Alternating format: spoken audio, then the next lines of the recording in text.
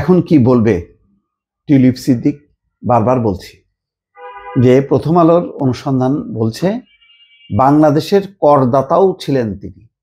Voter, নাগরিকত্ব, ID সমস্ত কিছু প্রমাণ করছে প্রথম আলো এবং দি টাইমস, ব্রিটিশ পুরনো পত্রিকা। এখন দেখা যাচ্ছে সবই দেয়া আছে। টিউলিপ সিদ্দিক নিজেকে ব্রিটিশ দাবি করলেও 2005-06 থেকে 2015-16 অর্থ বছর পর্যন্ত বাংলাদেশে নিয়মিত আয়কর দিয়ে গেছেন। তার পেশা হিসাবে ব্যবসা বা চাকরিজীবী এভাবে উল্লেখ করছে। একটা শুধু আছে মৎস্য ব্যবসায়ী। মোটামুটি মাছের ব্যবসা দিয়ে যত দেখবেন ওই বেনজির থেকে শুরু করে যত 2 নম্বর তাদের ওই হলো মাছের ব্যবসা। খুব মানে সুন্দর একটা উদাহরণ।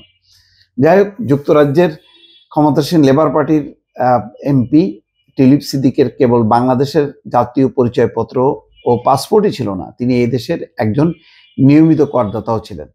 প্রথম আলোর অনুসন্ধান বলছে তিনি অন্তত 1 দশক ধরে বাংলাদেশে নিয়মিত আয়কর বিবরণী জমা দিয়েছেন। তাতে তিনি আয়ের খাত হিসেবে ব্যবসা পেশার আয় উল্লেখ করেছেন, কিন্তু কি ব্যবসা কি পেশা সেটা উল্লেখ করেননি।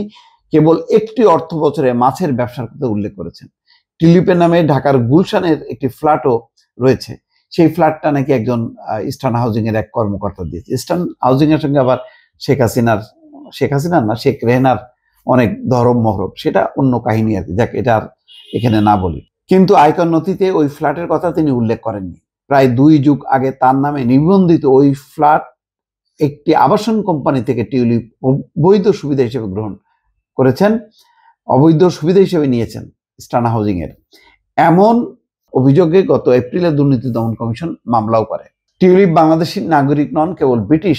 তিনি অনেকদিন ধরে এমন দাবি করে আসছেন। প্রথম আলো এবং যুক্তরাজ্যের দৈনিক দ্য টাইমস গত বৃহস্পতিবার টিউলিপের বাংলাদেশে এনআইডি পাসপোর্ট থাকার কথা স্বীকার করছে, কিন্তু দেখেন বারবার যখন একে বলা হচ্ছে তখন বলা হচ্ছে এগুলি বানানো হয়েছে, এগুলি ফেক, এগুলি তাকে ফাঁসানোর জন্য, এগুলি স্বীকারই করছে না। এইটার আসলে মানে ব্রিটিশ সরকার হয়তো কিছুটা তদন্ত করছে, আমি জানি না কি তদন্ত, পূর্ণাঙ্গভাবে তো যদি তদন্ত না করে তাহলে এটার আসলে গোমর ফাঁস হবে না এবং বিশ্বাসযোগ্য হবে না। কারণ বাংলাদেশের কোনো কর্তৃপক্ষের মানে তদন্ত এটা গ্রহণযোগ্যতা পাবে না তাদের কাছে। সুতরাং একমাত্র আসলটা কি এটা ব্রিটিশ সরকারই জানে। নিশ্চয়ই ব্রিটিশ গণমাধ্যমগুলো এখন চোখ রাখছে, তারাও রিপোর্ট করছে। ব্রিটিশ সরকার এটা মানে এড়াইতে পারবে না। আর এড়াইতে যদি না পারে তাহলে কিয়ার স্টারমার প্রধানমন্ত্রীরও কিন্তু খবর আছে যে কেন একজন বাংলাদেশিকে এইভাবে ব্রিটিশ এমপি করা হলো। ফলে তার প্রতিপক্ষরাও তো মানে ধরার জন্য বসে আছে। দেখা যাক কি হয় দর্শক।